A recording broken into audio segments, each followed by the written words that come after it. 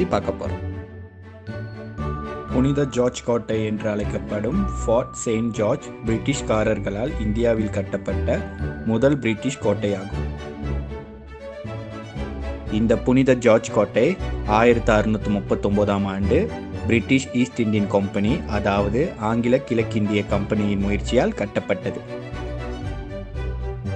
அப்பொழுது வெறுமனே கிடந்த இந்த பகுதி கோட்டை கட்டப்பட்டதால் புதிய குடியேற்றங்கள், நகரங்கள் மற்றும் வணிக நடவடிக்கைகள் போன்றவை வளர்ச்சியடைய தொடங்கின. 1600ஆம் ஆண்டில் வணிக நோக்கத்திற்கு இந்தியாவிற்கு நுழைந்த பிரிட்டானிய கிழக்கிந்திய கம்பெனி தங்களின் வணிகத்திற்கும் பாதுகாப்பிற்கும் ஒரு நிலம் தேவைப்பட்டதால் அப்பகுதி தலைவரிடம் நிலத்தை வாங்கி அதிலே துறைமுகம் மற்றும் கோட்டையை கட்டினர்.